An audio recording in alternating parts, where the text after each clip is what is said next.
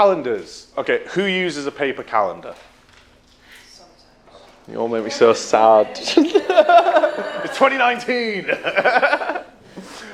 So, honestly, paper calendars are so redundant now. It's so bad. What happens if you lose it? If I lost my calendar, I can't imagine what would happen. Yeah, but, okay, so I'm not saying get a phone calendar. What I'm saying is use Google Calendar. Use Google Calendar. It's cross-platform. It's easily accessible anywhere, anytime.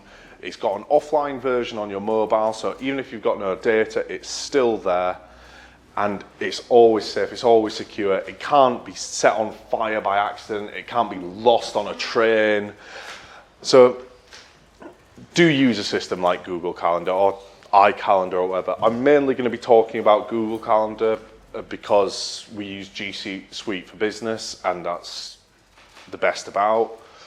So don't just write enquiry. I remember a lovely post from a performer friend of mine who had to post on Facebook because he had just enquiry written in his calendar and had no idea who it was from. So he just posted it and tagged every agent he knew. And all of us were like, wait, is this what you're doing? This is ridiculous. The fact that you outed yourself as well is even worse.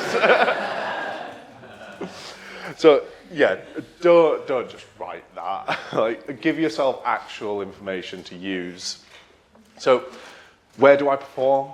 So you may have, I like to put in as my header in my enquiries the email address of the person who's given me the enquiry. So then instantly I can search that email address and I know exactly where it's come from. I like the location as well. So I'd have like flambeaucircus.com or whatever, Loughborough, or Flambeau Circus, London, and then I know exactly whose it's from, where it is, where I need to be in the country. Because then if you look at your calendar and you go, I'm in London for the next 3 days, you can kill your time there by driving back and forth to Bristol all the time. Why not just get an Airbnb those 2 nights and you get an extra 12 hours of your life back? So spend 50 quid for 12 hours of your life, it sounds pretty good to me. Where do you rehearse? So if you're organising group rehearsals and things, make sure you have the location of the rehearsal. A good thing about Google Calendar as well is you can share things on your calendar with each other. You can pop in each other's email address and it joins all your email addresses together, and then you all know and you all accept it on your calendar. You've all got the exact same information. You can do that if you're working in a duo a lot as well, is share that calendar with them, so then you're working constantly with them. You're both getting the exact same information. What kind of performance it is, so you know what you're packing, what you're doing. What kind of rehearsal? Is it a big group rehearsal? Is it just a couple of hours that you need on yourself? What sort of thing is it you're doing? You know, just to get yourself in the right headspace, but also what kind of rehearsal so you know what you need to bring. Is it a full tech run of a full LED show, so you need all your kit? Or is it just choreographing the LED show and you just want your practice kit? Whom is the enquiry/date? Similar how I use the titles. An email address is really useful because it's searchable instantly. On-site contact details. Now, a lot of this can be made redundant by just copy and pasting your contract onto your calendar. What you can do as well now on Google Calendar is actually upload a file. So if you get your contract as a PDF, you can just click upload on the calendar and upload the actual contract there. So then you always know, you just click on your calendar, click the contract, you've got all the details right there on your phone. Props to bring, arrival times, set times, that sort of general thing. It's good to have an offline version of that sort of stuff as well. So if you're ever having a bit of a tiff with a client saying, no, our set time is meant to be this, you've got your contract then and there right in front of you. Just hide the bit about how much you're being paid when you show the client. Otherwise your agent's going to be pissed. And as well, flight details. Most companies now are great with flight details that if you use a Google account when booking a flight, they'll automatically put it in your calendar. So there is some really good benefits of using a Google account. Taking inquiries. What information do we need? Everyone's like, nothing. I don't want no.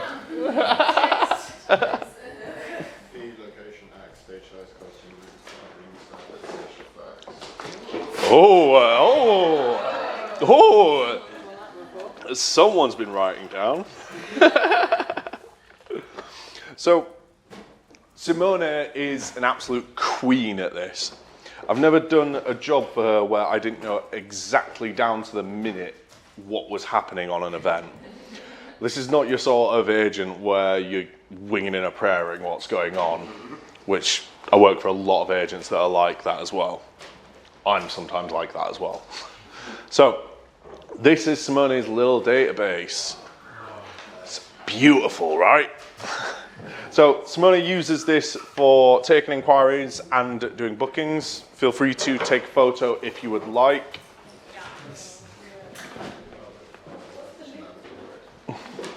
So, she's got date, customer, who's the event for, the event, what type of event it is. Now that's quite good because it knows, if it's a wedding, chances are I have to turn up in a nice suit.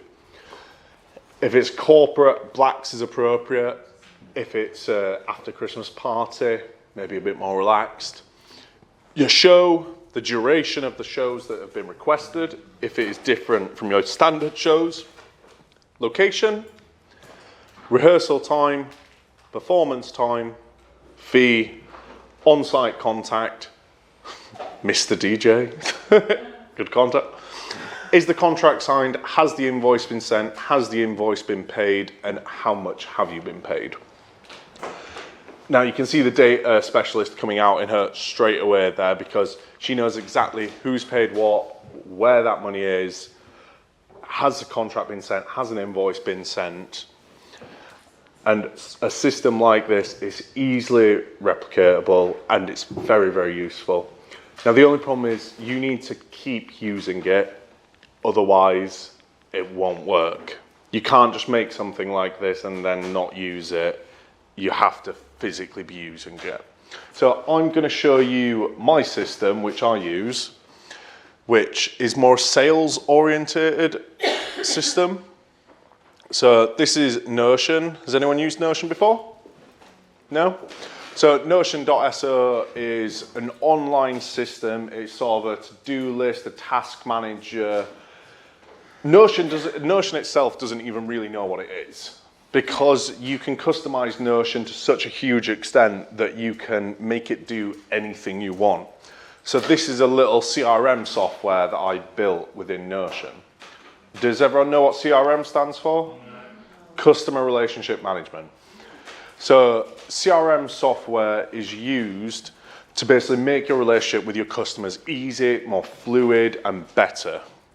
Now, my system is different to Simone's in the way that I'm more orientated on the information I need to get the sale. I'm less orientated on the information actually needed for the event because I know all that information will be solidified at the booking form stage.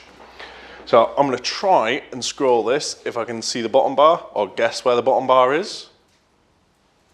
Come on. Oh, there we go. So it's really annoying that that's not doing that nice. So first things, my customer's name. A lot of my customers, I get on first name basis with them very quickly.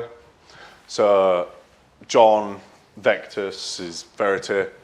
I also want to know whether or not I've actually closed the sale or lost the sale.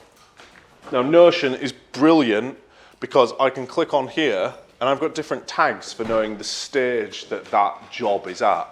So I can put, have I contacted them? Have I given them a proposal? Did I close the sale? Have I lost the sale? Do I have to do contracts? Am I waiting on someone to sign a contract? Have I sent off the quote? I can give myself these different stages so I know from a glance at this software, I know where all my proposals are at in a different stage. So estimated value is also a great indicator for how much effort I'm going to put into it. So some of the larger jobs where it's like I estimate they've got about 10,000 budget, I'm going to put a lot more work into their proposal than I am some of the smaller jobs. Confidence rating is also a good thing for showing where you're lacking. If it's a repeat client and you've been doing a lot of work with them, you can have pretty high confidence levels that they're going to book. If it's a new client or they're umming and ahhing straight away with you, you might have a lower confidence level. But I think it's always good to recognize that, because then when you're on the phone speaking with them, you can bring that across. You know, so if you've got a 99% sale rate with them, then you can go, oh, how you doing? You don't really even need to talk about the job. You can just gossip on the phone to them for the next 10 minutes and then say, oh, should I send you that booking form? Because you know you've already got the sale. Last contacted, it's good to keep that information in your head for when you're contacting them. Otherwise, you might forget about an inquiry and spend the next 3 weeks like, oh crap, I missed out on that one. I completely forgot to call them back. How with prioritizations, if it's something that needs to happen now, I'll give it a quick high priority tick. Phone numbers, email addresses. Sorry, I have redacted a lot of this for obvious reasons. Not all of it though. Companies, oh, come on. Companies, what the company's requested, location of the event, date of the event, performance fee. So you can see how that's a bit more of a sales orientated version of what it is Simone is doing.